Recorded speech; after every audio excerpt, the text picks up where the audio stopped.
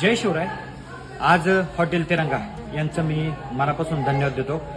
लक्ष्मणप्पा बजरंग भोसले यांचं मनापासून धन्यवाद देतो का त्यांना आपल्या बेघर बांधवांच्या आता इथं एरोप्लेन बसलाय त्यासाठी मदत करायची होती. तर त्यांचं हॉटेल तुम्ही पाहिलं असेल, अखंड महाराष्ट्रात पाहिलं असेल का जो माणूस एक छोटासा व्यवसाय करत होता त्याच्या माध्यमातून त्यांनी एक चांगलं नाव कमवलं.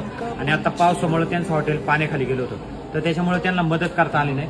पण त्यांनी तरी पण फुलना फुलाची पाकळी मदत आज आपल्या ह्या बेघर बांधवांच्या भांड्यासाठी असेल किंवा जारसाठी असेल ती आज या ठिकाणी गेलेली. तर मी हॉटेल तिरंगा यांचं मनापासून धन्यवाद देतो कारण का त्यांनी मदत ह्या लोकांसाठी केली का जे आपलं आयुष्य रोडच्या कडेला जगत होते. भाई आप किधर से?